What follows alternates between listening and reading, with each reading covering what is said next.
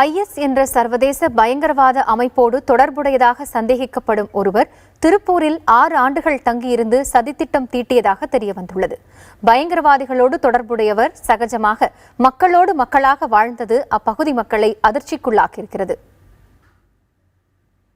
திருப்பூர் கோழிப்பண்ணை பேருந்து நிறுத்தம் அருகே தொழிலாளர்கள் அதிகம் தங்கியுள்ள குடியிருப்பு பகுதிதான் இது.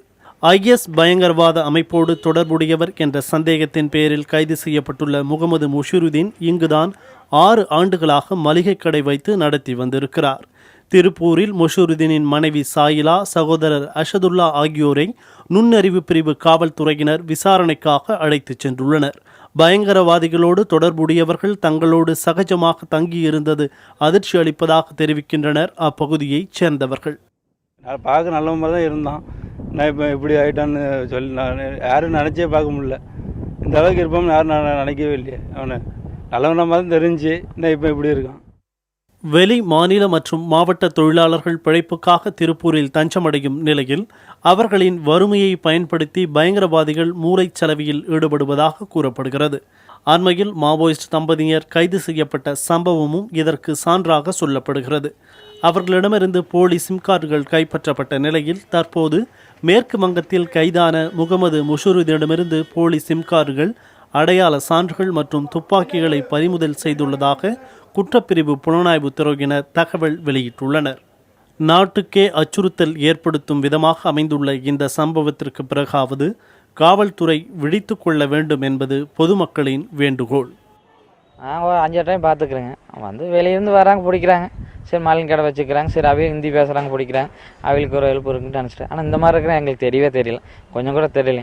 திடீர்னு இன்னைக்கு காலையில் தான் நியூஸ் வந்தது. எனக்கு ஃபோன் ஒரு 5-6 பேர் ஃபோன் பண்ணியிருந்தாங்க, இந்த மாதிரி உங்கள் ஊர்லேயே இப்படி இருக்கிறாங்களா அப்படின்னு. அதனால் கொஞ்சம் போலீஸ்கார் கொஞ்சம் பார்த்து வெளியிருந்து வர அளவில் கொஞ்சம் பாஸ்புக் இதெல்லாம் கொஞ்சம் செக் பண்ணிக்கங்க. ஏன்னா இப்படியெல்லாம் வர்றாங்க, பிடிக்கிறாங்க, நம்ம இறக்கப்பட்டு வீடு கொடுத்துட்றோம், செஞ்சிட்றோம். திடீர்னு எதாவது பண்ணிட்டு போயிட்டாங்க, அங்கே நம்ம என்ன முடியும். கொஞ்சம் போலீஸ் கொஞ்சம் மட்டும் எச்சரிக்கை பண்ணிக்கோங்க. திருப்பூரில் வந்து தங்கும் தொழிலாளர்களை அடையாளம் காணும் பொருட்டு அந்தந்த வீட்டு உரிமையாளர்கள் வாடகைதாரரின் புகைப்படம் அடங்கிய விண்ணப்பங்களை பூர்த்தி செய்து காவல் நிலையத்தில் அளிக்க வேண்டும் என போலீசார் அறிவித்திருந்தனர். அந்த நடைமுறை பின்பற்றப்படுகிறதா என்ற கேள்வி எழுகிறது. இது குறித்தும் போலீஸ் சிம் கார்டுகள் பயன்பாடு குறித்தும் காவல்துறை சார்பில் என்ன நடவடிக்கை எடுக்கப்பட்டுள்ளது என்ற கேள்விக்கு தகவல் அளிக்க மறுக்கின்றனர் காவல்துறையினர். திருப்பூரில் பிழைப்பை தேடி வரும் தொழிலாளர்களை குறிவைத்து மூளைச்சலவை செய்யும் சதி திட்டத்தில் தீவிரவாத அமைப்பினர் ஈடுபட்டிருப்பது இந்த சம்பவத்தின் மூலமாக தற்பொழுது அம்பலமாகியுள்ளது.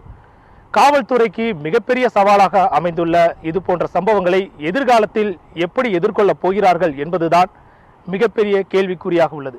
புதிய தலைமுறைக்காக திருப்பூரிலிருந்து ஒளிப்பதிவாளர் பாலாஜியுடன் சுரேஷ்குமார்.